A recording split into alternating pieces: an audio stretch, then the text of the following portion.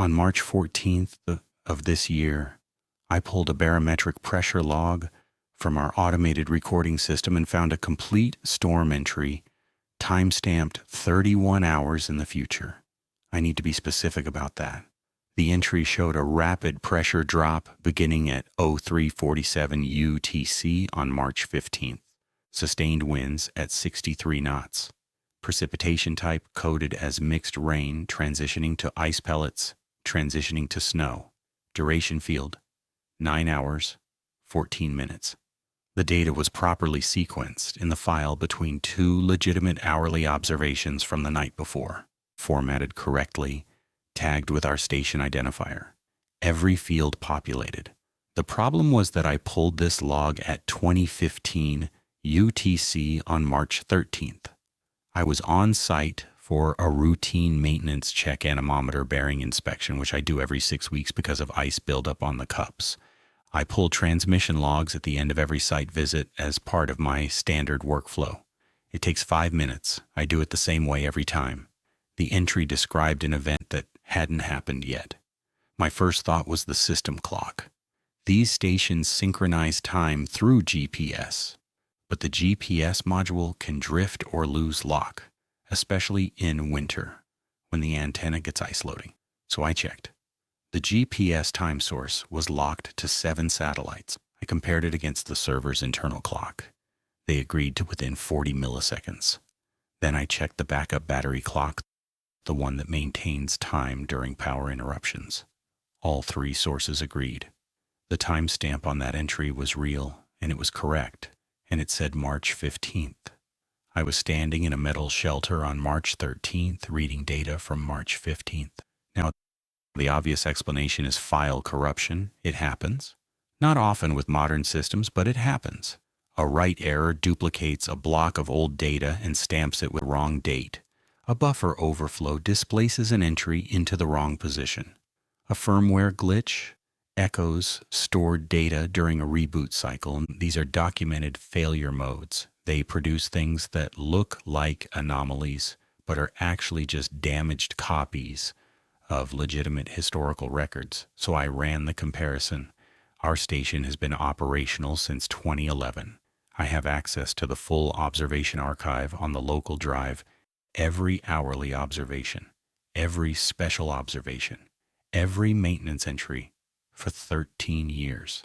If this phantom entry was a corrupted echo of an old storm, the original would be in the archive somewhere. Same pressure curve, same wind speed, same precipitation sequence. I'd find the match, log it as a file integrity error, and move on. I searched by wind speed first. 63 knots sustained is not common at our location. We get it maybe 3 or 4 times a year during the strongest systems. I pulled every observation in 13 years that logged sustained winds above 60 knots. 41 events. I compared the pressure profiles of each one against the phantom entry. No match. Not close. The phantom described a pressure drop from 1,008 millibars to 983 millibars over 4 hours and 12 minutes. That rate of fall, about 6 millibars per hour, is aggressive. It happens, but it's distinctive. Among the 41 high wind events in our archive, only 7 showed a drop rate above 5 millibars per hour, and none of them matched the phantom-specific curve. Different starting pressures, different nadirs, different recovery patterns. I tried precipitation type next. The phantom coded a 3-phase transition, rain to ice pellets to snow. That combination requires a specific temperature profile, a warm layer aloft, collapsing as cold air undercuts it. I searched for that exact precipitation sequence in our records. Found it 11 times in 13 years. Cross-referenced those 11 against the phantom's wind and pressure data. 0 matches. The phantom entry did not correspond to any storm this station had previously recorded. It was not an echo, it was not a duplicate. It was new data. I sat down in the plastic chair next to the server rack. The shelter was humming the way it always does. The dehumidifier, the fans, the power supply. Outside, the wind was about 4 knots from the northeast. Temperature on the external display showed -18 Celsius. Clear sky. Nothing happening. Nothing approaching. I checked the National Weather Service forecast for our area. The extended outlook showed quiet conditions through March 16th. No advisories, no watches, no systems of concern within their 5-day window. The Weather Prediction Center's surface analysis showed no significant low-pressure development in the Bering Sea or the Gulf of Alaska. Nobody was expecting a storm, but our station had already recorded one. I want to be clear about my thinking at this point because I wasn't panicking. I wasn't treating this as anything other than a technical problem. Equipment malfunction. Software does strange things. I've seen pressure sensors report impossible values after a calibration drift. I've seen visibility sensors read 0 during clear weather because a spider built a web over the lens. I've seen the satellite uplink transmit garbage for 6 hours because of a corroded connector. These things happen. You document them, you troubleshoot them, you fix them, or you flag them for the regional team. But this didn't fit any failure mode I knew. Corruption produces garbage, malformed packets, impossible values, broken headers. This entry was clean, properly structured, internally consistent. The wind speed, pressure, precipitation, and temperature all made meteorological sense together. They described a plausible, coherent weather event, just one that wasn't happening and wasn't forecast to happen. I checked one more thing before I left. I looked at the raw sensor feeds from the exact timestamp the phantom entry claimed to describe, 3:47 UTC, March 15th. That time hadn't occurred yet. The raw feed buffer only stores about 6 hours of rolling data.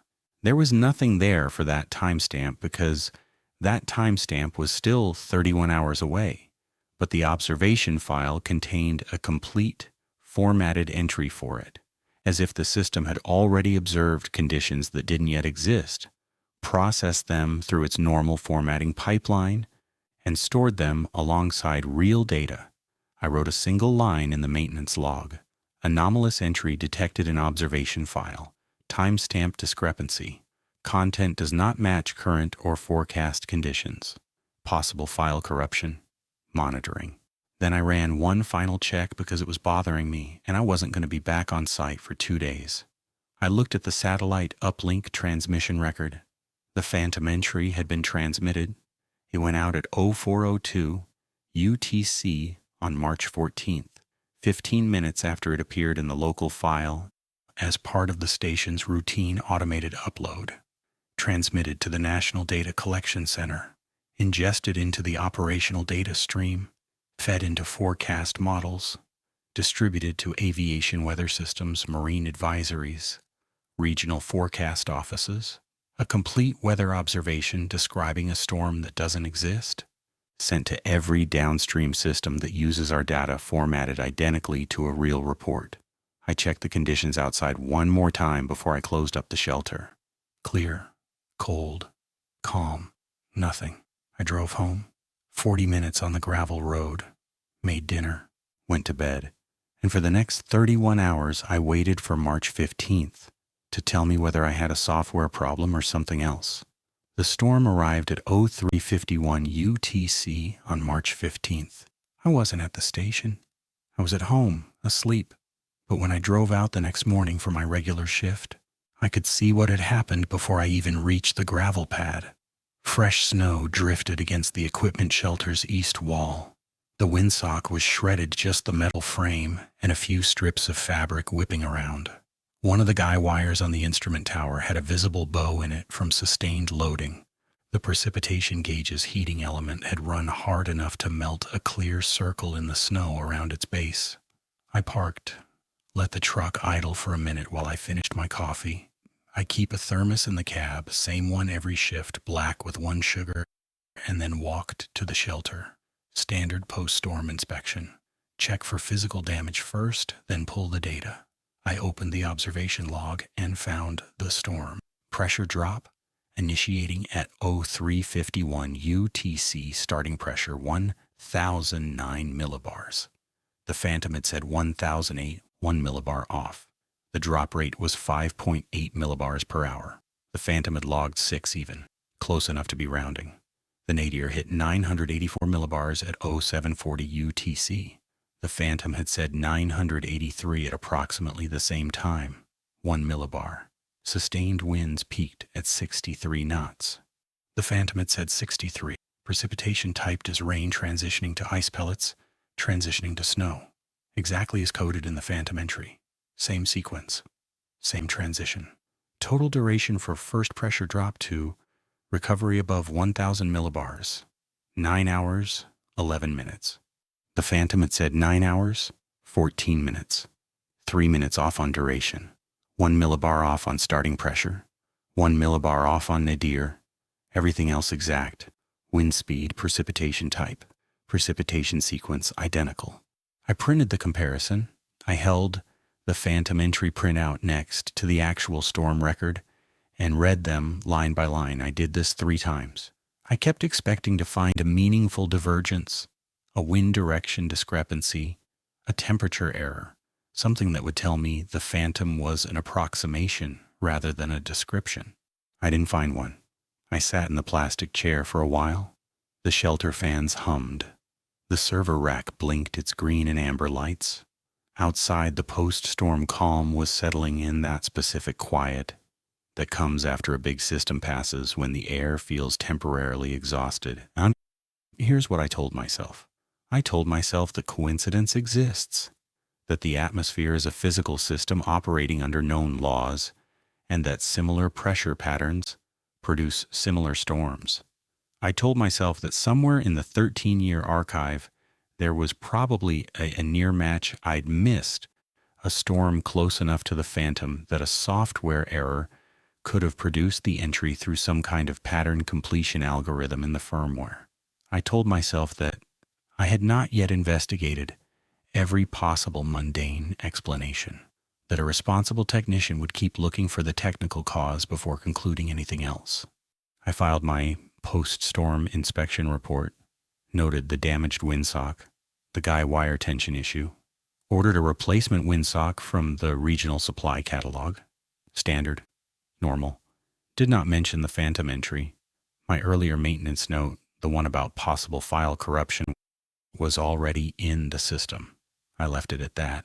For the next 18 days, I pulled transmission logs at every site visit with more attention than usual. I checked for Phantom entries the way you check your mirrors after a near miss, frequently, automatically, with a low hum of vigilance that you don't fully acknowledge. I didn't find anything. Clean logs, normal operations, hourly observations matching real conditions, no unscheduled transmissions, no anomalous entries. 18 days of absolutely ordinary data. I started to relax.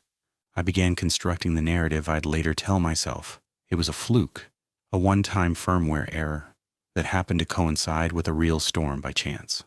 Unlikely, but not impossible. The universe is large, and coincidences happen. I would keep monitoring. If it never happened again, the explanation was obvious. Glitch closed. April 2nd. I was on site for a scheduled calibration. Anemometer cups had been sluggish during the storm. I wanted to verify the bearing wasn't damaged. Routine maintenance. I'd already been there for about 2 hours, most of it spent on the tower with a grease gun and a torque wrench in the cold. Hands stiff, focus on the physical work, not thinking about Phantom entries. I came back inside to warm up and pull the transmission logs before heading home. Standard end of visit check. 5 minutes. The log showed an unscheduled data burst at 11:23 UTC that morning. The system had transmitted a complete weather observation. Full format, temperature, dew point, pressure, wind speed, wind direction, visibility, cloud cover, precipitation type, everything populated, clean headers, proper station identifier, sent to the national data stream via satellite uplink like any other legitimate observation. The observation described visibility 1/4 mile in heavy freezing fog, temperature -2 Celsius, wind calm, pressure 1,021 millibars. Cloud cover obscured. I looked at the timestamp. 11:23 UTC, April 2nd. I looked at my watch. 16:48 UTC, April 2nd. The observation had been transmitted 5.5 hours ago while I was here.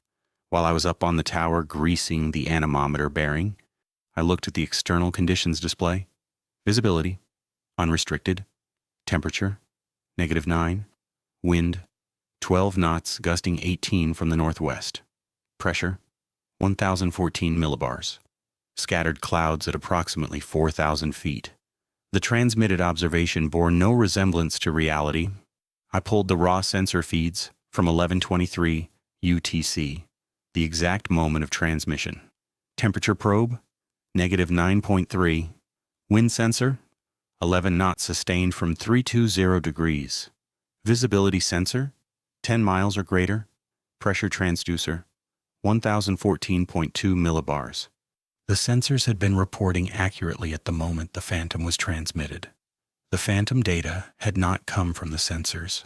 It had materialized inside the system, formatted, packaged, and transmitted without any input from the physical instruments measuring the actual atmosphere. I checked the uplink log. Confirmed. The observation went to the national data stream at 11:23:07 UTC. A perfectly formatted weather report describing conditions that did not exist, broadcast to every downstream system that ingests our data. This time I was here when it happened.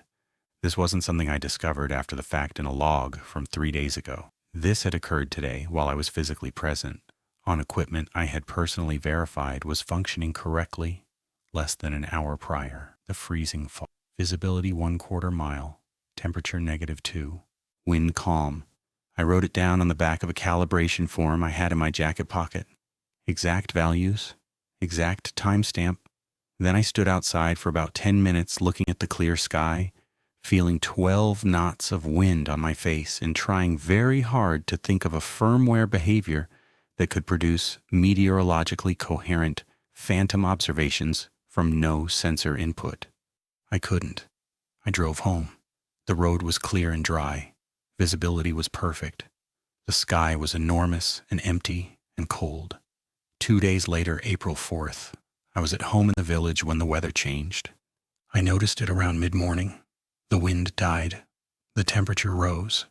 By early afternoon, a thick freezing fog had settled over the coastal plain. Visibility dropped to almost nothing. I could barely see the fuel depot from my kitchen window. I drove to the station. The roads were bad. Ice fog makes everything slick, and you can't see the edges of the gravel. It took over an hour. When I got there, I pulled the observation from 1100 UTC on April 4th. Visibility 1/4 mile, freezing fog. Temperature -2.1 Celsius. Wind calm. Pressure 1,020.8 millibars. I compared it to what I'd written on the back of the calibration form. Visibility 1/4 mile. Temperature -2. Wind calm. Pressure 1,021. The phantom from April 2nd had described April 4th, 2 days in advance. Accurate to within 1/10 of a degree and 2/10 of a millibar. I sat in the shelter for a long time that afternoon. The fog pressed against the small window in the door. The instruments hummed and recorded and uploaded the real conditions that now matched the phantom's prediction precisely. I thought about what I should do. The correct professional action was to file a data integrity report, flag the unscheduled transmissions, request a diagnostic, let the regional office in Anchorage send a team to inspect the system and identify the fault. That is what a responsible technician does when equipment behaves unexpectedly. You document it, you escalate it, and you let qualified people investigate. But I could already hear the conversation. I could hear myself trying to explain that the station was generating weather observations 2 days before the weather occurred. I could hear the silence on the other end of the phone. I could see the email chains forwarded to HR, forwarded to occupational health, forwarded to whoever handles personnel concerns in remote postings. I've seen it happen to other guys. Pipeline days. You say something that doesn't fit the expected range of technical problems, and suddenly people are asking how you're doing, whether you're sleeping okay, whether you've been drinking. I need this job. I'm not being dramatic about that. I have a court-ordered child support obligation for my son in Fairbanks. I have rent. I have a truck payment. There are maybe 4 or 5 positions in this region that I'm qualified for, and this is one of them. If I get flagged as unstable, if I lose this posting, I'm looking at moving back to Anchorage and starting over at 43. I've done that before. I'm not eager to do it again. So I made a decision, not a brave one, not a smart one maybe, but a practical one. I would watch, I would document, I would keep my own records separate from the official system, and I would wait to see if it happened again. If it did, if I could establish a clear, undeniable, documented pattern, then I'd have something concrete to report, something that couldn't be dismissed as a confused technician misreading one bad log entry. I stopped at the village store on the way home and bought a spiral-bound notebook. Blue cover, college ruled, $2.40. I wrote the date on the first page and transcribed everything I'd recorded so far. The phantom from March 13th, the matching storm from March 15th, the phantom from April 2nd, the matching conditions from April 4th, timestamps, values, offsets, 2 events, both with 2-day lead times, both accurate beyond any reasonable coincidence. I closed the notebook and put it in the glove box of my truck, not in the shelter, not on a work system, mine. Then I went home and waited to see if the station would do it again. For the next 11 days, nothing happened. I checked every log pull, every transmission record, every unscheduled burst. I arrived at the station an hour before my shift started unpaid time, which I noticed and reviewed everything the system had done overnight. Hourly observations matching real conditions, scheduled transmissions going out clean. No phantoms, no anomalies, just a weather station doing exactly what a weather station is supposed to do. I started to feel foolish about the notebook. I'd look at it in the glove box when I got in the truck, and I'd think about the 2 entries in it, and I'd think about how thin it looked. 2 events, 2 coincidences, written down in a $2 notebook in a maintenance tech's truck. It wasn't evidence of anything. It was evidence that I'd been tired and suggestible and maybe not sleeping well enough. I let the routine carry me. Monday site visit, full inspection, log pull, calibration spot check on the visibility sensor. Wednesday site visit, abbreviated check, log pull, physical inspection of the tower base for frost heave. Friday site visit, full inspection, log pull, uplink verification. In between, I did what I always do. Groceries on Thursday, fuel on Monday. I keep the truck above half because the roads out here can close without warning and you don't want to be short. Laundry at the village laundromat on Sunday mornings when it's empty. I called my son on Tuesday. He's 11. We talked for about 15 minutes. He told me about a science project, building a bridge out of popsicle sticks. I asked how much weight it held. He said 4 pounds. I said that was good. I didn't mention work. He doesn't ask about my work.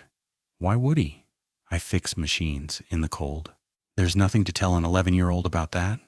On April 13th, a Friday, my full inspection day, I pulled the overnight logs and found nothing. Clean. I did my inspection. Checked the tower guy wires, which still had the tension issue from the March storm. Made a note to request the regional team bring replacement cable on their next visit. Checked the precipitation gauge. Checked the ceilometer lens for frost. Everything normal. I was packing up to leave when I decided to check the transmission log one more time. I don't know why. Habit. Anxiety. The same thing that makes you check the lock twice, even though you watched yourself turn it. There was a new entry, transmitted at 14:07 UTC, while I was outside on the inspection route, an unscheduled observation. Wind direction south-southwest at 22 knots, gusting to 38. Pressure 1,003 millibars, falling rapidly. Temperature +1 Celsius. Precipitation none. Visibility 2 miles and blowing dust. I read it twice. Then I looked at the conditions outside. Northwest wind at 8 knots. Temperature -7, clear sky, no dust. Obviously no dust. The ground was frozen solid under 6 inches of snow. Blowing dust. In April, in western Alaska. on frozen ground. I wrote it down. Page 3 of the notebook, exact values, exact timestamp, conditions at time of discovery. Then I added a question mark in the margin because blowing dust didn't just not match current conditions. It didn't match anything that could plausibly happen here in April. The ground doesn't thaw until late May at earliest. There's nothing to become dust. I drove home thinking about that. The previous 2 phantoms had described conditions that were unusual but possible for the location. A storm, freezing fog, things that happen. Blowing dust in April does not happen. If this phantom followed the pattern 2 days ahead, then on April 15th, conditions at the station should include blowing dust on frozen, snow-covered ground. That could not happen. I felt something shift in my chest. Not quite relief, but something close to it. Because if this one didn't match if April 15th came and went with normal conditions, then the pattern was broken. The first 2 events were coincidence after all, and I could stop checking, stop losing sleep, stop spending unpaid hours staring at transmission logs. April 15th, I drove out early. 7:30 local, coffee in the thermos. The road was normal, snow on the ground, frozen, white. I got to the station, parked, walked to the shelter. I could hear it before I opened the door. The wind had shifted, coming from the south now. I'd noticed on the drive, but hadn't thought about it. Wind shifts happen. But it was warmer too, noticeably warmer, even for the 30 seconds between the truck and the shelter door. I pulled the current observation. Wind south-southwest at 19 knots, gusting to 31. Temperature, -1. Pressure, 1,006 millibars. Close, not exact. Direction matched. Speed was lower than the Phantom's 22 knots. Temperature was off by 2 degrees. Pressure was 3 millibars high. But the day was young.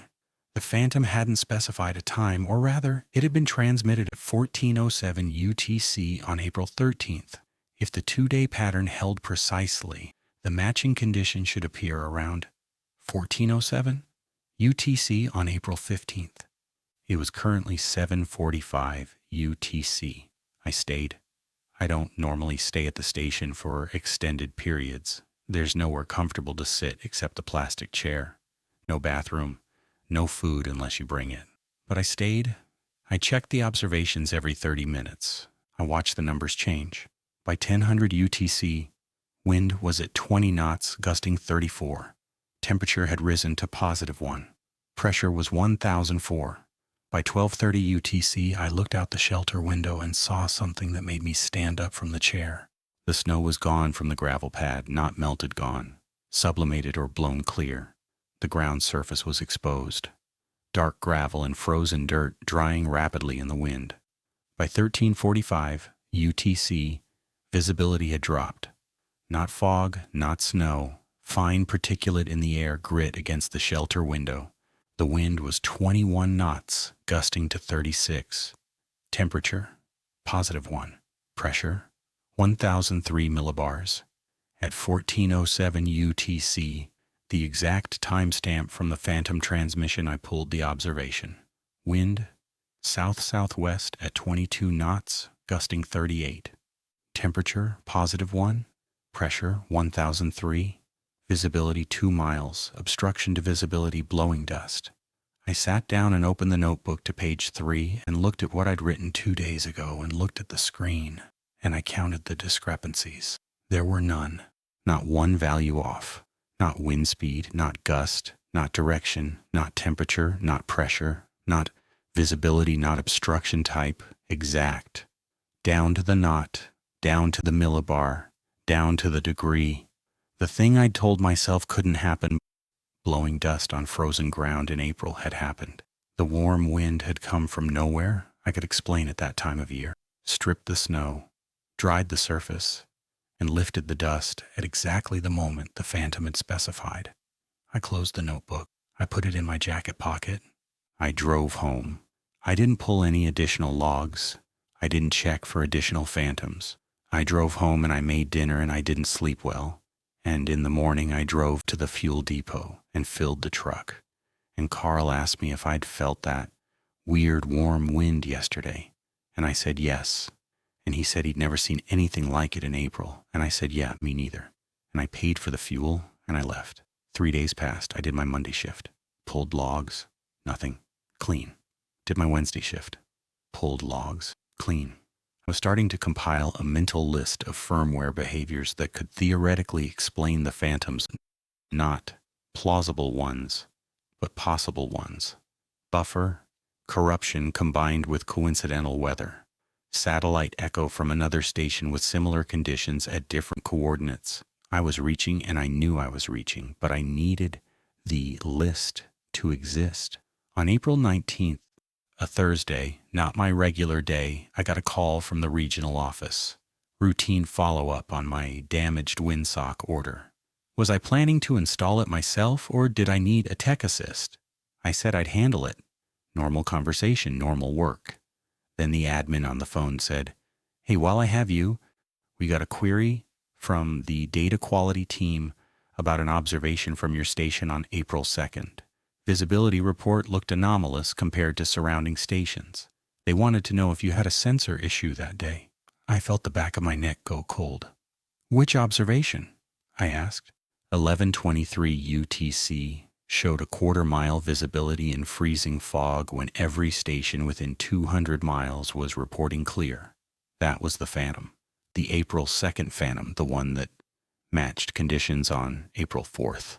It had gone into the national data stream. Of course it had. I knew that. I'd seen it in the uplink log, but I hadn't thought about what it would look like on the other end. A single station reporting heavy fog while the entire region was clear. That would flag automatically in any quality control system. Sensor glitch, I said. Visibility sensor had ice on the lens. I cleaned it on my next visit. Should be fine now. Okay, you want to file a correction? I'll send one in. Sounds good? She hung up. Normal conversation. 2 minutes, completely routine. But I was standing in my kitchen with my hand on the counter, and I was thinking about the fact that phantom observations were going into the national data stream, and data quality teams were already noticing them, and I had just lied to the regional office about the cause. If this happened again when it happened again, and the phantoms kept transmitting and the quality flags kept appearing, someone was eventually going to do more than call. Someone was going to audit the station's transmission history. They were going to find multiple flagged observations. They were going to find my corruption note from March. They were going to find that I'd been aware of the anomaly for over a month and had not escalated. And then they were going to find that every single flagged observation accurately described conditions that occurred at the station 2 days later. I don't know which of those things would end my career faster, the negligence or the impossibility. I didn't sleep that night, not from fear from arithmetic. I lay in bed running through the options the way you run through a parts list. Every path I could take and where it ended. Option 1, say nothing. Wait. If the storm arrives on the 16th, no one was warned. And if anything happens to anyone, a boat, a plane, a roof, I knew 48 hours ahead and I said nothing. That's not a maintenance failure. That's something else. Option 2, report the phantom observations to the regional office. Explain what's been happening. Show them the notebook. Then watch them audit the station, find the quality flags I covered with lies, discover that I've known about anomalous transmissions for over 2 months without proper escalation. That's negligence. That's termination. Possibly more if the aviation angle gets pulled into it. Option 3, call in a weather concern without attributing it to the station data. Tell someone Carl, Tom at the airstrip, anyone that I'd seen signs of a system developing, just a heads up, casual, except I'm not a forecaster. I have no credentials to issue weather guidance. And if the storm does arrive and someone traces the informal warning back to me, the question becomes, how did you know? And that leads back to the same place. Option 4, file an anonymous tip with the NWS that conditions may develop faster than forecast. I don't know how that works. I don't think that's a thing. I don't think the National Weather Service accepts anonymous tips from maintenance technicians about storms that their own models don't see. Every option ended with either silence or exposure. There was no path that protected both other people and myself. I got out of bed at 4 in the morning and drove to the station in the dark. It takes longer at night. The road has no markings, and you have to watch for frost heaves by headlight. I parked, went into the shelter, and pulled the latest logs. 2 more phantom observations had appeared overnight, both describing the same storm at different phases. The first, transmitted at 23:17 UTC on May 14th, showed the pressure already at 979 and dropping. The second, at 0240 UTC on May 15th, showed the beginning of the recovery pressure rising, winds diminishing to 45 knots, precipitation transitioning to snow. 3 phantom entries, now describing a single event. An onset, a peak, and a decay. The same thing I'd seen with the April storm, but the conditions were far more severe, and the decay phantom showed winds still at 45 knots during the recovery phase. That meant even the weakening storm would be stronger than most full-strength systems we see here. I checked the NWS forecast again, updated at 0100 UTC May 15th. The extended discussion now mentioned for the first time a developing low in the western bearing that bears monitoring. Language that casual, that non-committal. They were just beginning to see what the station had described in detail 12 hours ago. By mid-morning on May 15th, 1 day before the phantom's predicted arrival, the NWS had upgraded their language. Rapidly intensifying low likely to bring strong winds to coastal areas late Thursday into Friday. They issued a wind advisory, not a warning, an advisory. Expected gusts to 55 knots. The phantom said 93. I watched the NWS updates throughout the day the way you watch a slow leak, knowing it's going to get worse, waiting for someone else to notice. By 1800 UTC, they upgraded to a warning. Expected gust to 70, still short of what the phantom described, still underestimating. At 2000 UTC on May 15th, I called Tom at the airstrip. I don't have his direct number, but I got him through the village switchboard. I kept it casual. Hey, Tom, you seeing this wind warning for tonight? Yeah, gonna be ugly. Already canceled a charter for tomorrow morning. Good. I think it might be worse than they're saying. My pressure readings have been dropping faster than the models expected. That was true. Technically true. The real-time pressure was indeed dropping faster than the NWS had initially forecast. I was using real data to justify a warning that came from phantom data. Worse like how much worse? Tom asked. Gusts over 70 for sure. Maybe pushing into the 80s or 90s. Just be careful with anything that's not tied down. He was quiet for a second. Your station showing something the NWS isn't? My station's been running a little ahead of the models lately. Might be picking up the low-level jet before it shows up in the regional data. Huh. Okay, thanks for the heads up. We hung up. I just told a half-truth to an airstrip manager based on data from a source I couldn't explain. If the storm came in under 70 knots, I'd look like an alarmist. If it came in over 90, Tom would remember this call. He'd remember that I knew. The storm hit at 4:50 UTC on May 16th. Peak gusts recorded at the station. 89 knots, not 93. 4 knots under the phantom's prediction, but the NWS warning had said 70. I was closer. The phantom was closer. The village lost 3 roofs. A section of fuel line at Carl's Depot cracked from the pressure cycling. The airstrip's windsock, brand new, same model as mine, shredded. No one was hurt. Tom had canceled all operations for 24 hours based on my call. He told me this afterward when I ran into him at the store. Good call on the wind, he said. NWS missed that one by 20 knots. Yeah, I said, station was showing it early. You should tell them that. Regional. Your data was better than the forecast. I smiled and said something about it just being geography. Our coastal position picks up the gradient before inland stations do. Plausible, technical sounding, not true. Tom nodded. Then he said something that stayed with me. I forwarded your station's observations to a buddy at the Anchorage forecast office, the ones from the storm. He said the timing was remarkable. Asked if You guys had gotten a sensor upgrade. I felt the floor shift slightly under my feet. Not physically, somewhere behind my sternum. Who's your buddy? I asked. Guy named Reardon, forecaster. He was on shift during the event, said your station was reporting conditions 20 to 30 minutes ahead of every other station, like you were seeing the storm before it arrived at the surface. 20 to 30 minutes ahead. That wasn't the Phantom real storm, but the Phantom had been transmitted 2 days early. If Reardon was looking at the station closely than just the storms he would recognize the data for what it was. Accurate, early, impossible. Tell your buddy it's just the coastal exposure. I said, we get the gradient early, nothing fancy. Tom shrugged. I'll tell him. I went home. I opened the notebook. I counted the entries. 8 verified matches.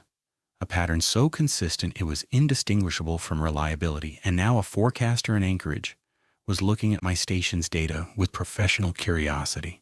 I could feel the walls narrowing, not dramatically, not quickly, but measurably. Every Phantom that transmitted was another data point in someone else's system, another flag for quality control, another curiosity for a forecaster pulling observation feeds.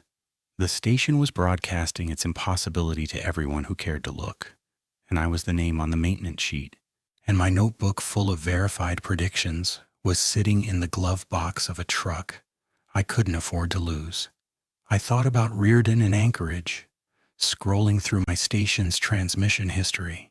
I thought about what he would find if he went back to May 14th, April 26th, April 2nd, March 13th. I thought about how long I had before someone with credentials and access, and no reason to protect me, started asking questions I could not answer with frozen lenses and cold soldered joints. The week after the May 16th storm was quiet, in the way that only makes you more aware of the silence. I did my shifts. Monday, Wednesday, Friday. Pulled logs. No Phantoms. Installed a new guy wire on the tower, the one that had been stressed since March. Finally failed its tension check. Standard work. 3 hours in the cold with a come-along and a cable crimper. I checked my voicemail. More than usual. I don't normally get calls on my personal phone related to work. Everything goes through the regional office, but I kept expecting something. A follow-up from Tom.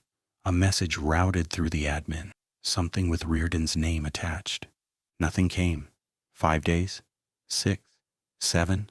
I started to think maybe Tom hadn't forwarded anything, or that Reardon had looked at the data, found it unremarkable, moved on. Forecasters are busy. They process thousands of observations every shift. One coastal station performing slightly ahead of its neighbors during a single storm isn't necessarily interesting enough to investigate. On May 22nd, I changed the oil in my truck. It was overdue by 800 miles. I'd been putting it off because the parts store in the village only stocks one brand, and I prefer a different weight for cold weather, but you work with what's available. I mention this because it's the kind of thing that fills my days: oil changes, fuel runs, grocery trips, where I buy the same 12 items every week. The ordinary infrastructure of living alone in a place where everything takes longer than it should. On May 24th, a Phantom appeared. Transmitted at 1640 UTC, wind northwest at 28 knots, temperature -6, visibility 3 miles and blowing snow, pressure 1001. I wrote it in the notebook. Page 9. Drew the usual columns: Phantom timestamp, conditions described, space for verification date, May 26th, conditions at the station, northwest wind at 27 knots, temperature -6. Visibility 3 miles and blowing snow, pressure 1001, 1 knot off on wind, everything else exact. Check mark on May 28th, another Phantom. Transmitted 0912 UTC, clear sky, calm wind, -12, visibility unrestricted, pressure 1024. I wrote it down. May 30th delivered clear, calm, -12, unrestricted, 1024. Exact match. No discrepancies at all. Checkmark. 10 verified events in the notebook now. 10 for 10. I'd stopped writing down alternative explanations in the margins. The firmware glitch column I'd started on page 2 was empty after the third entry. The coincidence column, I'd actually labeled it that in pencil at the top, had a single line drawn through it. I wasn't theorizing anymore. I was just recording. On June 1st, I got an email from the regional office, not a phone call, an email. Formal, from my supervisor's address, though the language suggested someone else had drafted it. Subject line, station redacted, Akise Itagenty, data quality review request. The body was 3 paragraphs. The first stated that the National Data Quality Assurance Team had flagged multiple observations from my station over the past 60 days as temporally inconsistent with regional synoptic analysis. The second paragraph requested that I compile a maintenance summary covering the flagged dates, sensor status, calibration records, any known outages or errors. The third paragraph informed me that a forecaster from the Anchorage office had independently requested access to the station's full transmission archive for the same as part of an observational performance review. Reardon. It had to be Reardon. He'd gone through channels. I read the email 4 times. The language was neutral, bureaucratic. It wasn't accusatory, but the structure was clear. 2 separate entities, data quality and a forecast office, had independently noticed my station's behavior and were now both requesting records. When 2 different offices converge on the same anomaly through different channels, it stops being a casual inquiry. I had 72 hours to submit the maintenance summary. I spent that evening at my kitchen table with the maintenance binder I keep at home, a copy of the station log updated weekly. I went through the flagged dates: March 15th, April 2nd, April 26th, May 1st, May 5th, May 14th. For each one, I needed to provide sensor status, calibration records, and any noted anomalies. My own maintenance notes from those dates said things like, all sensors nominal, calibration within parameters, no outages, because that was true. The sensors were always working correctly. The phantoms didn't come from the sensors. I couldn't write that the equipment was functioning perfectly. That would raise the obvious question. If nothing was wrong, why were the observations anomalous? But I also couldn't invent failures that hadn't occurred. The diagnostic reports, the calibration records, the firmware logs, they all existed independently. If I claimed a sensor error on April 2nd, someone could pull the raw sensor feed from that date and see that the sensor was reading correctly at the time the phantom transmitted. I was trapped between 2 truths that couldn't coexist. The equipment was fine. The data was impossible. I drafted the maintenance summary 3 times. The first version was honest. All sensors operational during flagged periods. Anomalous observations are of unknown origin. Monitoring ongoing. I deleted it. Too alarming. The second version attributed everything to intermittent firmware errors, corrected by the most recent update. That would buy time until the next phantom appeared, and proved the firmware update had changed nothing. The third version was what I sent, a vague reference to environmental interference with signal processing during extreme temperature differentials that I knew sounded technical enough to satisfy a non-specialist, but wouldn't hold up under scrutiny from anyone who actually understood the hardware. I sent it at 11 p.m. on June 3rd. Then I lay in bed and stared at the ceiling and waited. The response came on June 5th. Not from my supervisor, from someone named Holt at the Data Quality Office in Silver Spring, Maryland. He thanked me for the summary. He said the information was helpful. Then he asked a question I wasn't prepared for. We noticed that several of the flagged observations show conditions that match verified surface conditions at your station approximately 48 hours after transmission. Could you confirm whether your system clock has been verified against GPS time and whether there is any possibility of a 48-hour buffer delay transmission pipeline? He'd found the pattern, not all of it, not the way I understood it. He thought the station might be transmitting observations 2 days late, that the system was conditions correct, but holding them and releasing them. That was his main explanation. A transmission delay they'd current observation. It was a reason moment someone mission timestamp against the satellite. Observations transmit. I couldn't think of anything else to say that wouldn't make it. On June 8th, I was at the station for my regular Monday shift when another phantom appeared, transmitted at 13:55 UTC. Heavy freezing rain. Wind south at 34 knots. Temperature -1, visibility 1/4 mile. Pressure 997. I wrote it in the notebook. Waited. On June 10th, conditions arrived. Heavy freezing rain. Wind south at 33 knots. Temperature -1. Visibility 1/4 mile. Pressure 997. 1 knot off. Everything else exact. 11 for 11. But this time I noticed something else. I pulled the NWS forecast that had been valid for June 10th, issued on June 9th, the day before. The NWS had called for periods of freezing rain with gusty south winds. They'd forecast the event, but their timing was off by 6 hours and their wind speeds were underestimated by 10 knots.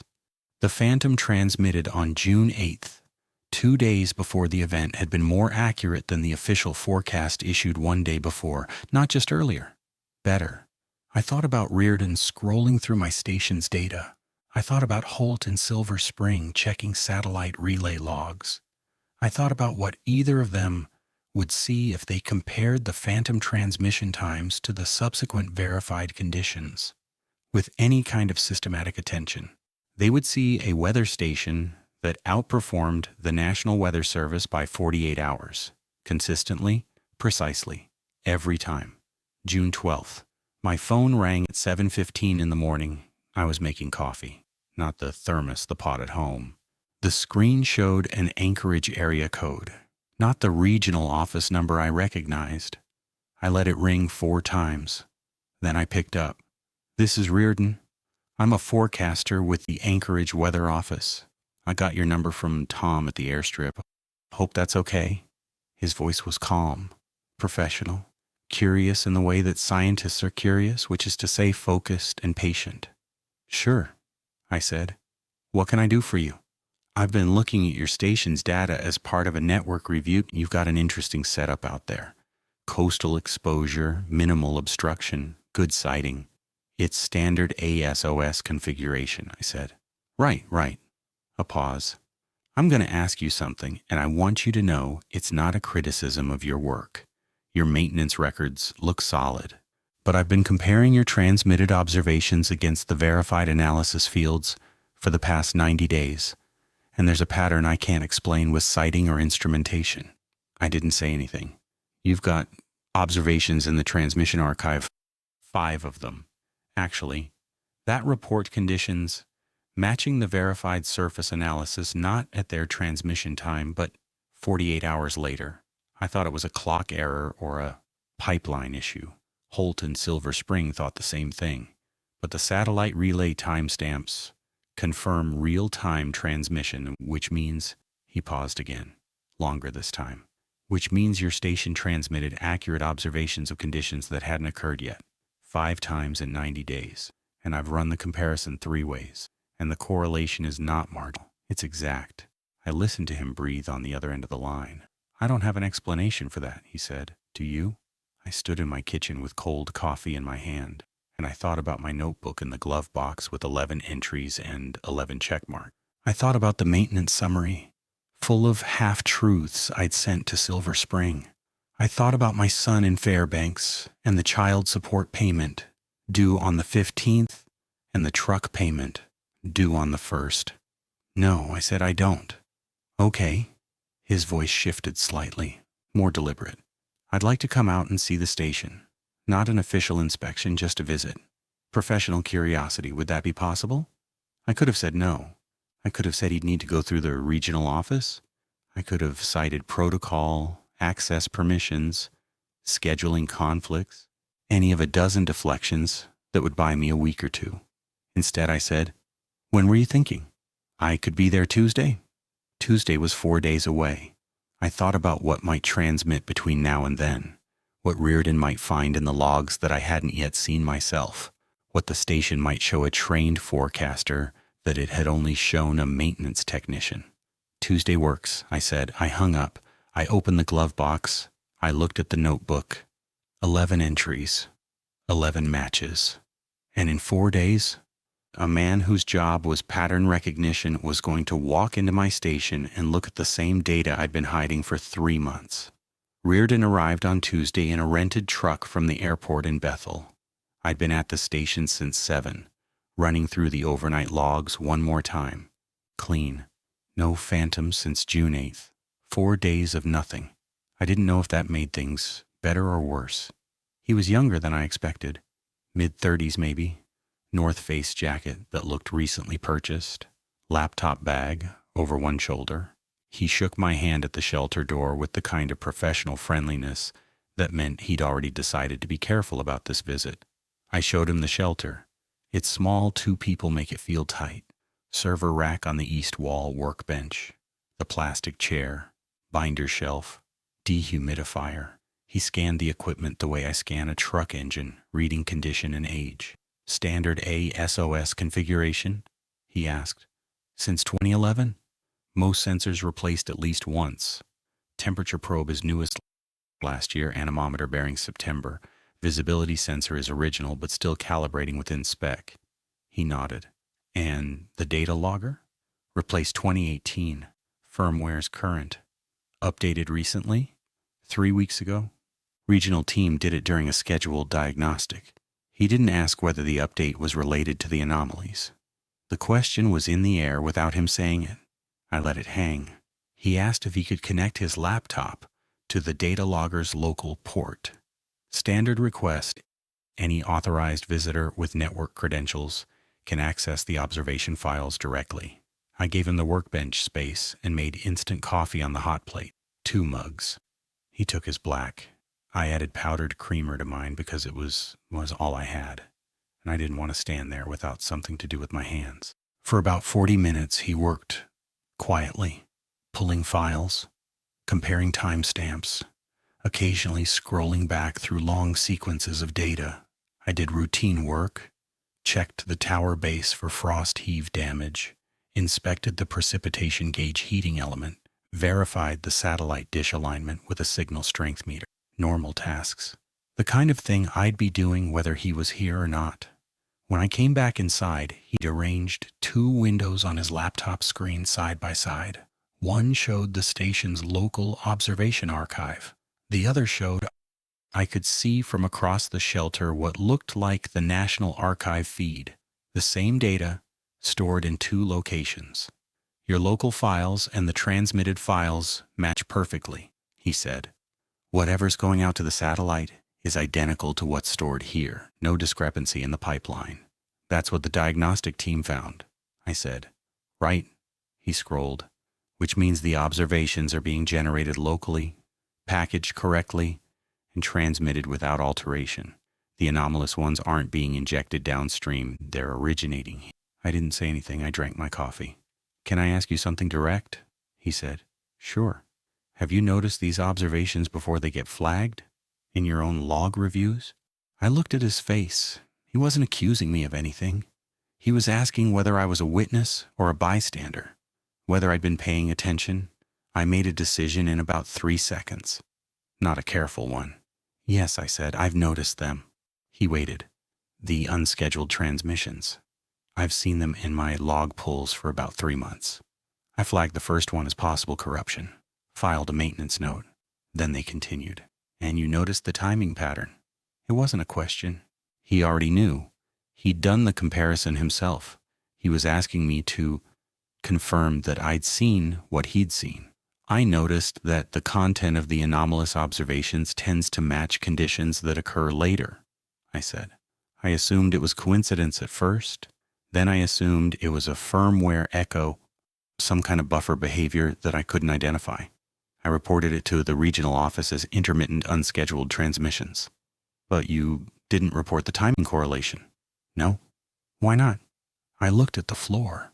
The shelter floor is gray painted plywood, scuffed from 13 years of boots and tool bags.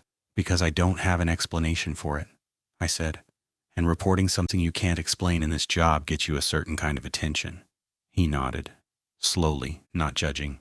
Understanding in the specific way that someone who works inside a bureaucracy understands that bureaucracies punish the unexplainable. Fair enough? He said. He turned back to his laptop, pulled another file, scrolled through it, then he stopped. This one, he said. May 14th. Oh, 5:30 UTC transmission. Wind south 71 sustained, gusting 93. Pressure 974. Heavy rain. Yeah, and the actual event, May 16th, your station recorded 89 knot gusts during the storm. Our warning maxed at 70. You were closer. The station was closer, I said. He looked at me, then back at the screen. The lead time on this one is 47 hours. That's not a buffer delay. That's not a firmware echo. A buffer delay would produce a consistent offset. Every observation shifted by the same amount. Your offsets aren't consistent. They vary. 2 days, roughly, but not precisely. That rules out any systematic pipeline issue. I knew this. I'd known this for weeks, but hearing someone else say it, someone with credentials, someone whose professional opinion mattered, made it feel different, heavier. I know, I said. He closed his laptop. Not dramatically, just closed it the way you close a book when you've read enough to know you need to think. I'm going to step outside, he said. Check the instrument array. You mind walking me through the physical setup? I walked him around the tower, showed him the anemometer, the wind vane, the temperature probe and its radiation shield, showed him the visibility sensor, a forward scatter unit aimed northwest. The ceilometer pointed straight up, the precipitation gauge with its windscreen. He looked at everything, took photos with his phone, asked about mounting heights, orientation, obstructions, professional, thorough, normal. We were standing by the precipitation gauge, about 30 meters from the shelter, when his phone buzzed. He glanced at it, then looked up at me. Data quality alert, he said, automated. I set up a filter for your station before I came out. He showed me the screen. A notification from the national data stream. New observation transmitted from our station at 14:22 UTC. Current time, 14:23 UTC. 1 minute ago. That's your scheduled hourly observation, he said. 1400 UTC normal. But he was already walking back toward the shelter. I followed. Inside, he opened his laptop and pulled the local log. The 1400 UTC observation was there. Normal. Matched current conditions. Northwest wind at 6 knots. Temperature -5. Clear sky. Visibility unrestricted. Below it there was another entry. Unscheduled. Transmitted at 1422 UTC. Wind east-southeast at 44 knots.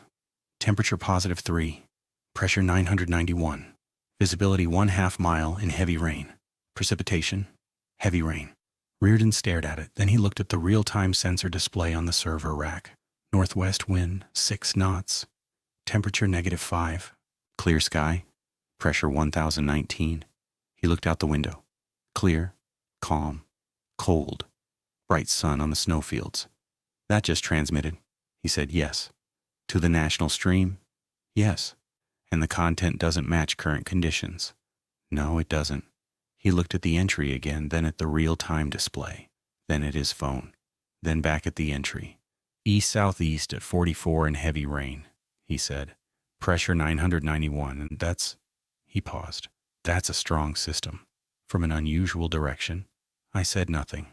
I was watching his face go through what my face had gone through 3 months ago. The sequential elimination of ordinary explanations. The firmware, the buffer, the echo, the clock. All of them failing against the same wall. The data was clean. The system was working. And the observation described something that wasn't happening. When did you say the timing pattern works? He asked. His voice was different now. Quieter. Roughly 48 hours. He looked at the timestamp on the Phantom. 1422 UTC, June 16th. So if the pattern holds, these conditions should appear at this station around 1422 UTC on June 18th. Approximately, give or take a few hours. He sat down in the plastic chair. I was still standing by the door. Outside, the wind was 6 knots, and the sky was perfectly clear, and the sun was going to be up for another 6 hours because it was June in Alaska, and the days were endless. I'm going to stay, he said. Through Thursday. I want to be here on the 18th. I started to say something. I'm not sure what. Something about protocol, about authorization, about whether the regional office knew he was planning to extend his visit. But I stopped, because what would I be protecting? My privacy? My secret was already gone. He'd seen the phantom transmit in real time. He'd watched it appear in the log 1 minute after it went to the national stream. He knew the content didn't match reality. He knew the pattern. Okay, I said. He looked up at me from the chair. You've been watching this alone for 3 months? Yeah, and they all match? Everyone? I thought about the notebook in my glove box. 11 entries, 11 check marks. I thought about lying. I thought about downplaying.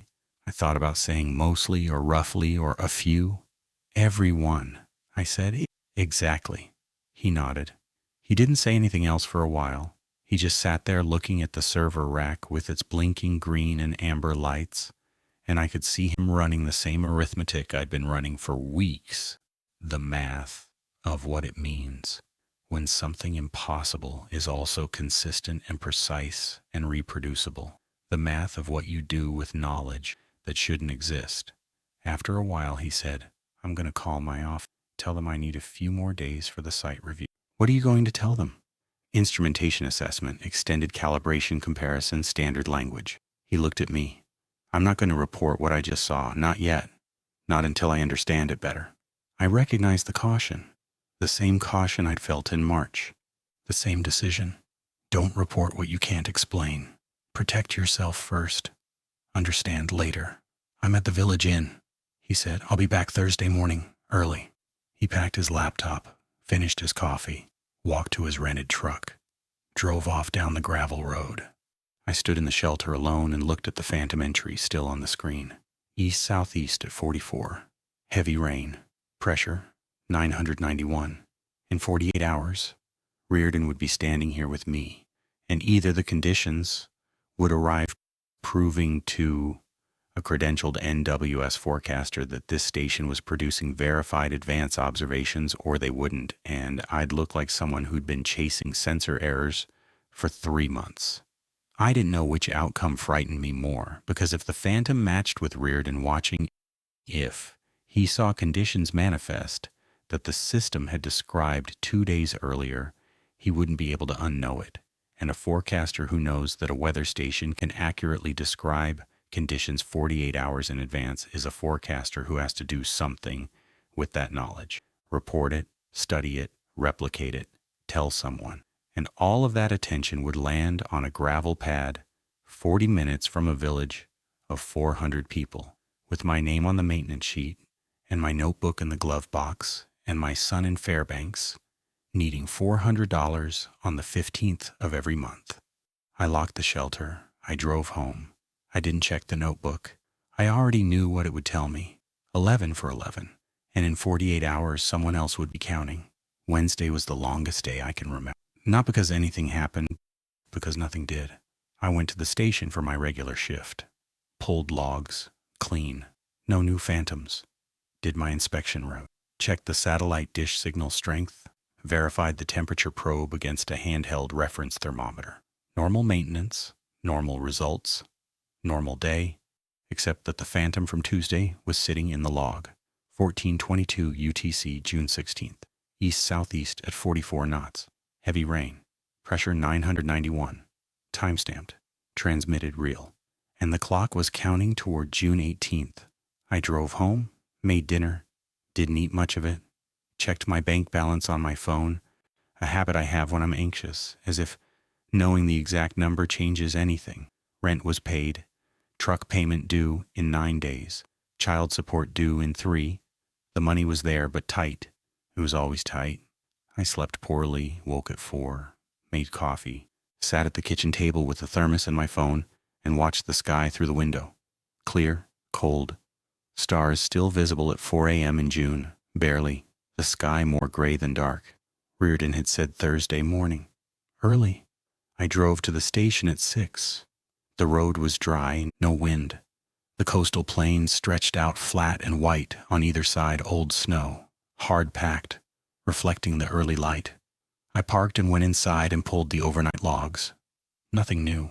The phantom from Tuesday was still the most recent anomalous entry, sitting in the file, Waiting. I made coffee on the hot plate, checked the real-time displays. Northwest wind at 4 knots. Temperature -7. Pressure 1018. Clear sky. Visibility unrestricted. Conditions that bore no resemblance to what the Phantom described. Reardon's truck appeared on the access road at 07:15. He parked next to mine.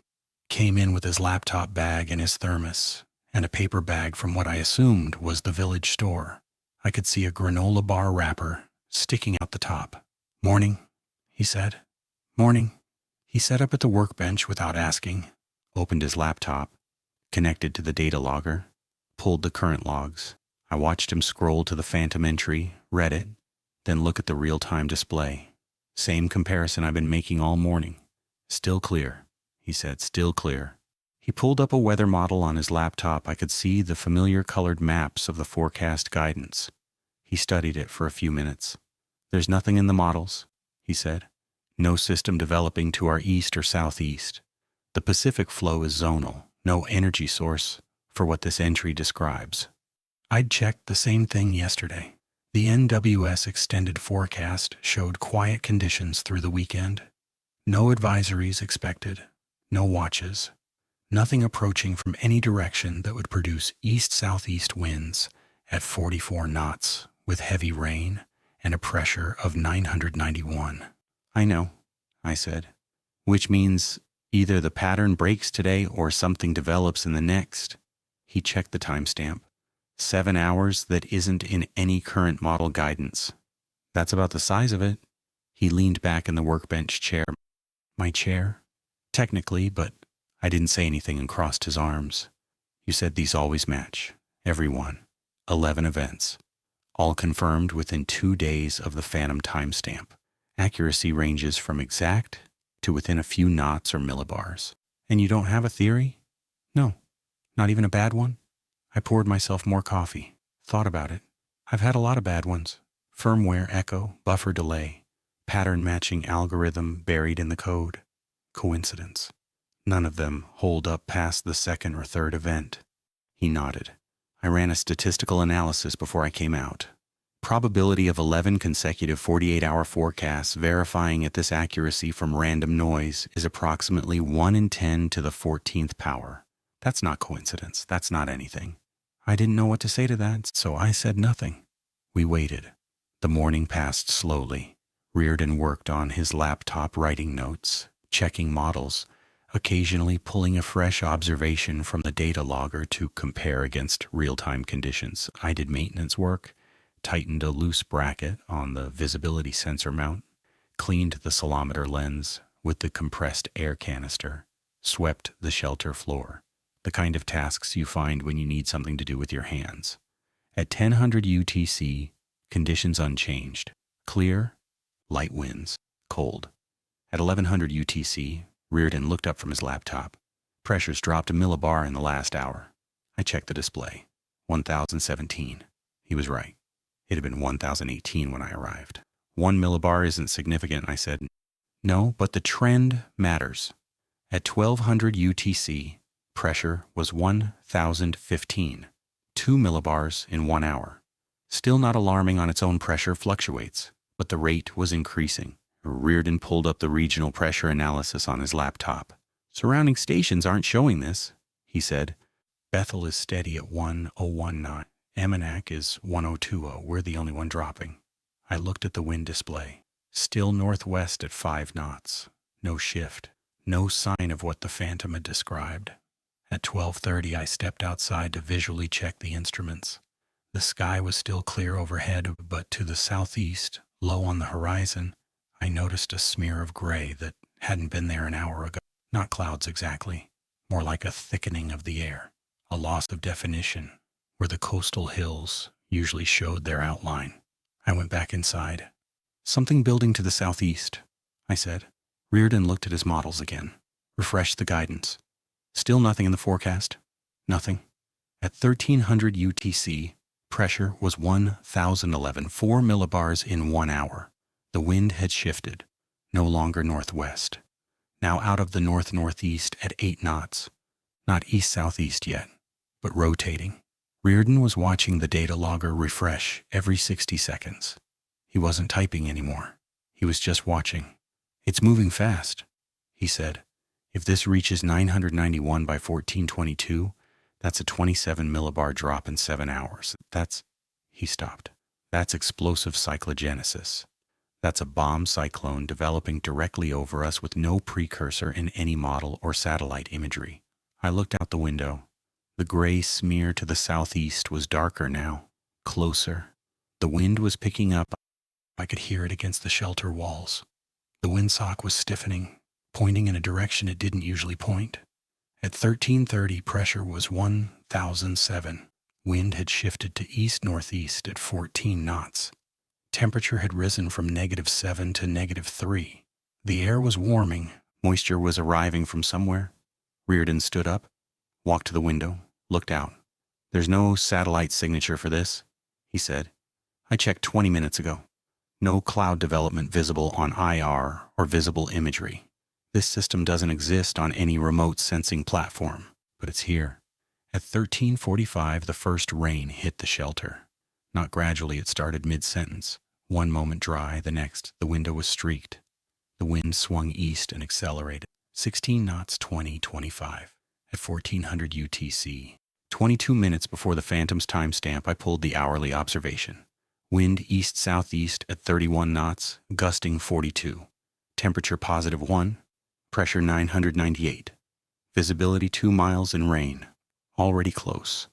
Already nearly there. Reardon was standing by the window, watching the rain sheeting sideways across the gravel pad. His rented truck was rocking slightly in the gusts. My truck, older, heavier, was steady, but I could hear the wind loading against it. "This wasn't in any model," he said again, quietly, not to me, to the window. At 1415, the wind hit a gust that made the shelter creak. I heard something metallic, the precipitation gauge's windscreen flexing. The visibility was down to a half mile. I could barely see the tower from the shelter window. At 1422, UTC, the exact timestamp from the Phantom entry, I pulled the observation. Wind, east-southeast at 44 knots, gusting 61. Temperature, +3. Pressure, 991. Visibility 1/2 mile in heavy rain. I turned the screen so Reardon could see it. Then I opened my notebook. I'd brought it inside, which was the first time it had been out of the glove box since I started it, and held up the page where I'd written the Phantom values on Tuesday. East-southeast at 44, +3, 991, 1/2 mile, heavy rain. He looked at the screen. He looked at the notebook. He looked out the window at the storm that no model had predicted, that no satellite had seen developing, that no other station in the region was reporting. "That's exact," he said. "Yes. The entry from Tuesday is exact." "Yes." He sat down. Not in the workbench chair. He sort of lowered himself onto the edge of the workbench itself, half sitting, half leaning. He was looking at my notebook like it was something dangerous. "How many pages is that?" he asked. 12 events now. 12 matches. The shelter shook in a gust. Rain hammered the walls. The dehumidifier cycled on. The server rack blinked its steady pattern, unconcerned with the impossible weather it had predicted 48 hours ago. "This can't stay between us," Reardon said. I'd been waiting for that sentence for 3 months. I'd known someone would eventually say it. I'd just hoped it wouldn't be someone with the credentials to act on it. "I know," I said. "I mean, I have a professional obligation here. I'm a federal forecaster. If a station is producing verified advance observations, if this is reproducible, that's not something I can see and then pretend I didn't see. I know. I need to report this. I need to bring people here. People with more instrumentation, more expertise. We need to understand what this station is doing." I looked at the storm outside, still building.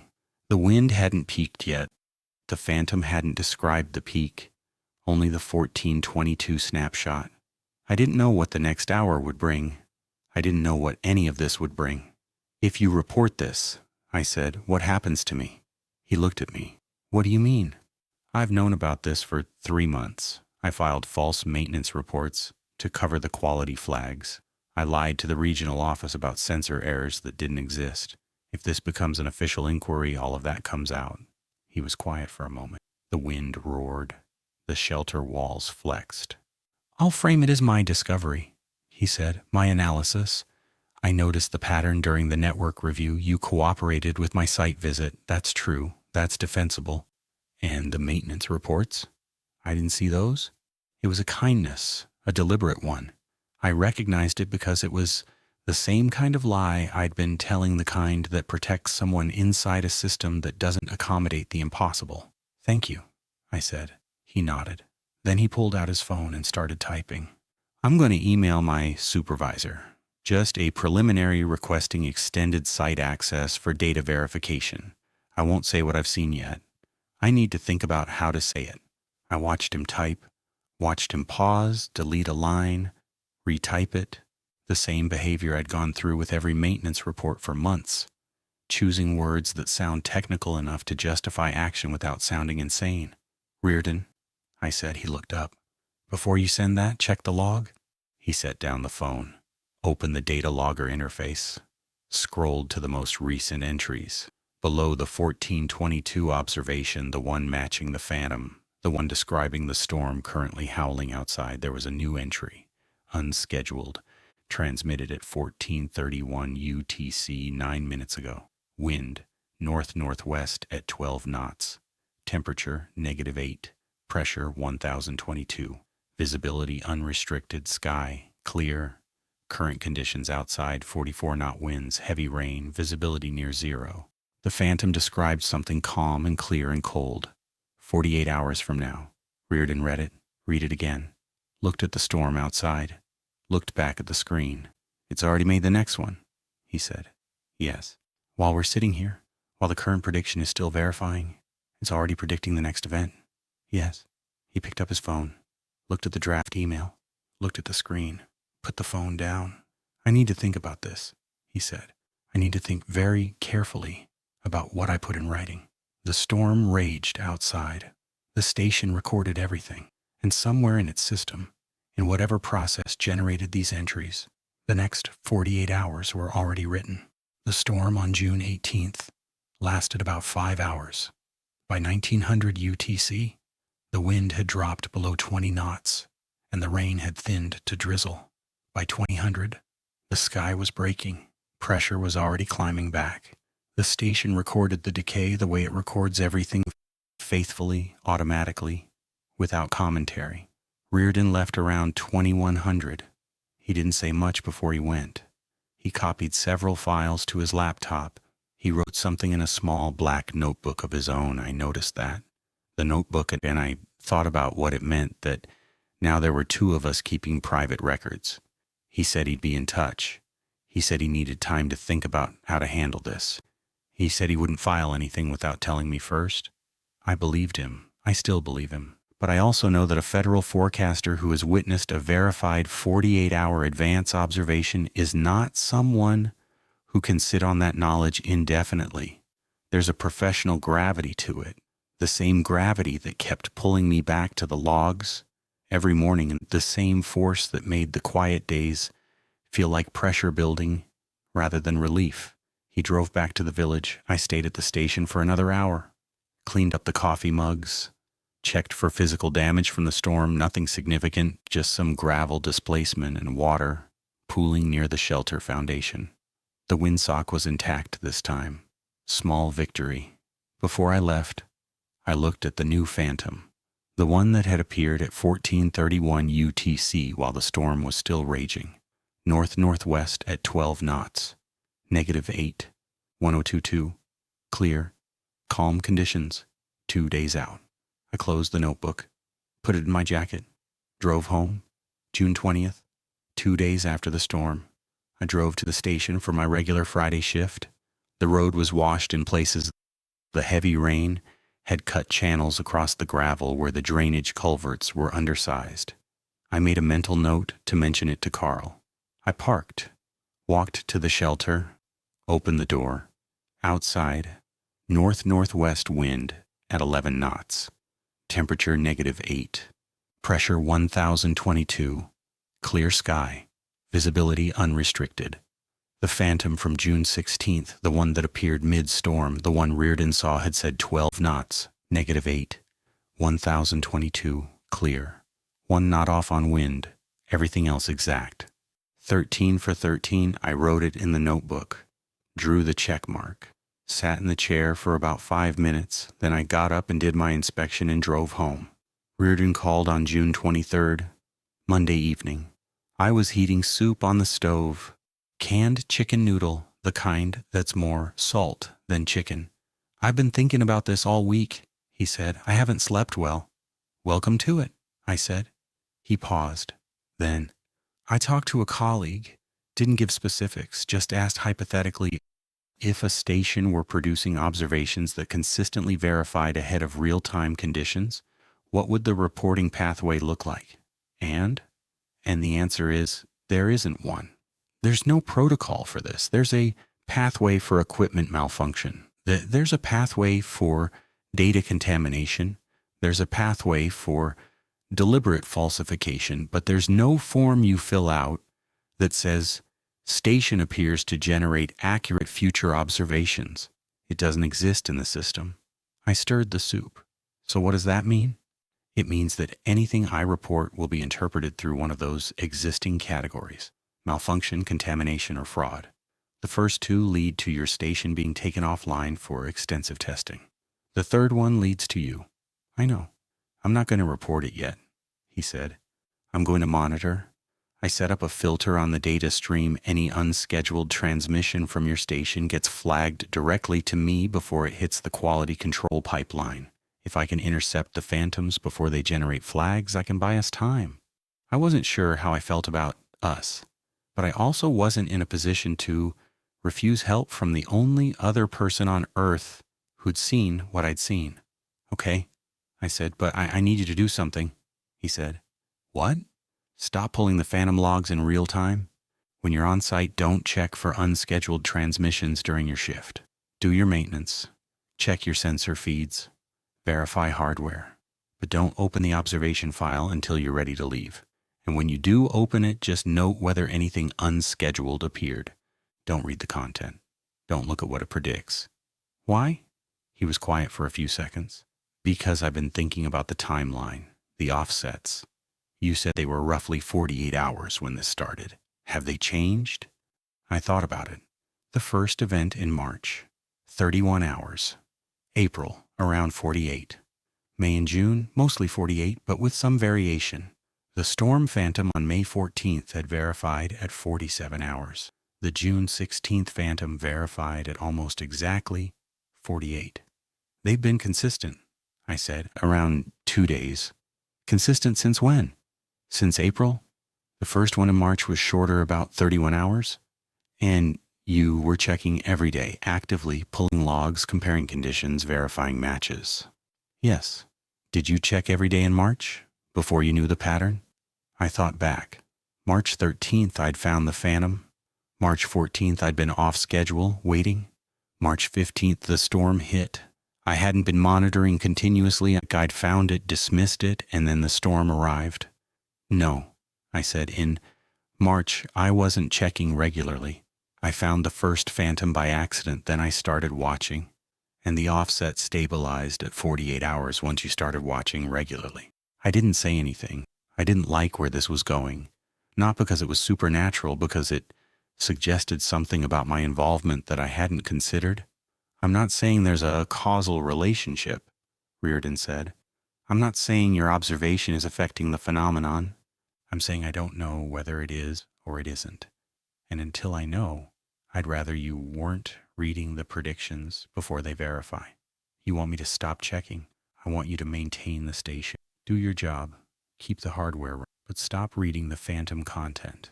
Let me handle the data side.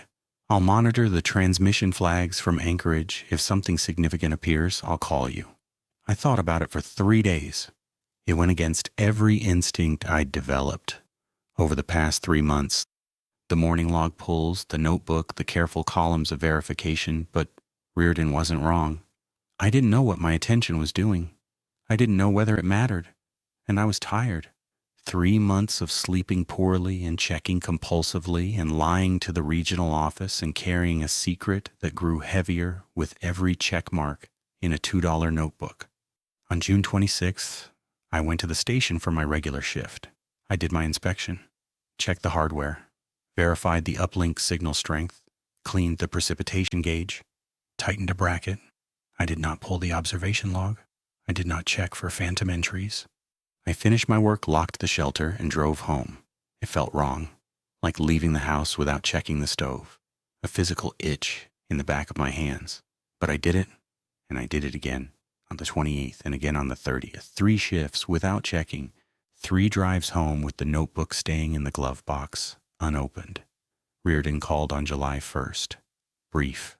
2 phantom entries appeared in the last week, he said. I intercepted both before they flagged. Content noted. I'll verify against actual conditions and let you know. Okay. Are you checking? No? Good, keep not checking.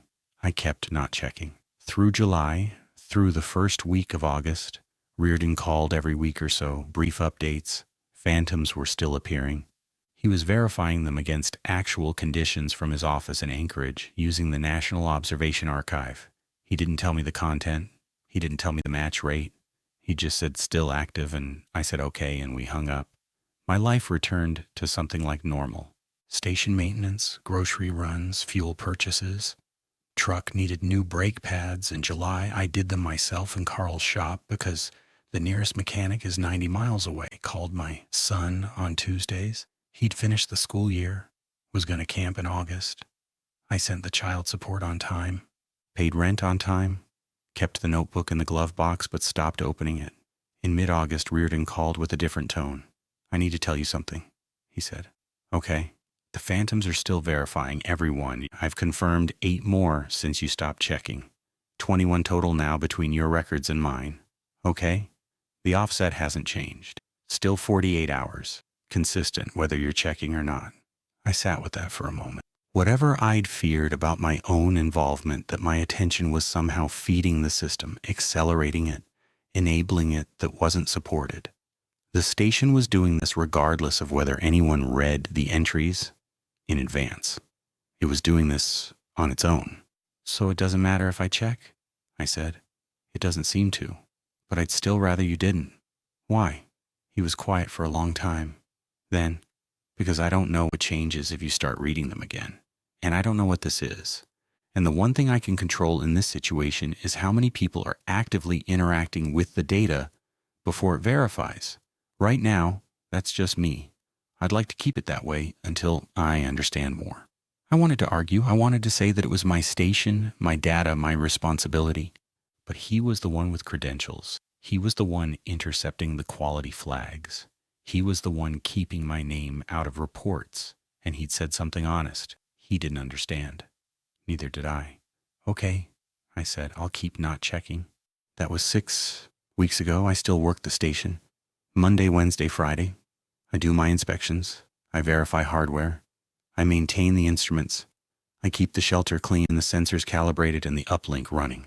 I file my shift logs with the same boring language I've always used. All systems nominal. No maintenance concerns. I don't pull the observation files. I don't check for phantom entries.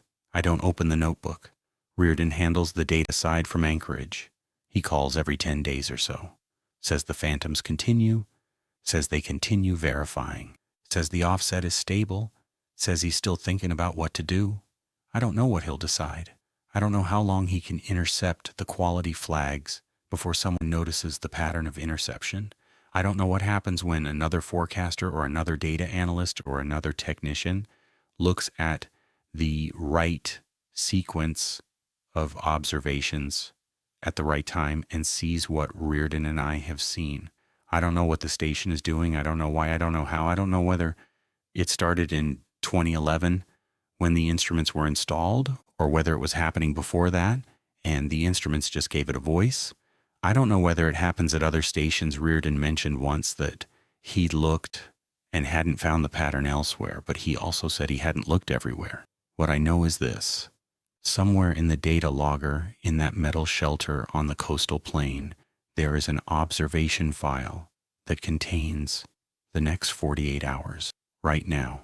As I say this, the conditions that will exist at that location 2 days from now are already written down, formatted, time-stamped, transmitted to the national data stream where they sit unnoticed among thousands of legitimate observations, indistinguishable from real data, except for the fact that they haven't happened yet. And every 48 hours, they come true. I maintain the station. I keep the instruments running. I do my job. I don't read the future, but it's there, in a file, on a server, in a metal box on a gravel pad, 40 minutes from my house, waiting for the world to catch up to what it already recorded. I try not to think about what happens the day I can't stop myself from checking, the day the itch in my hands gets too strong and I open the log and read what's coming, whether anything changes if I do, whether anything changed the last time. Reardon says not to, so I don't. But the station keeps writing. And 2 days from now, whatever it wrote will be true. And 2 days after that. And 2 days after that. I maintain a weather station in Alaska. It knows what's coming. And I've learned the only safe thing to do with that knowledge is to leave it unread. Most days I manage.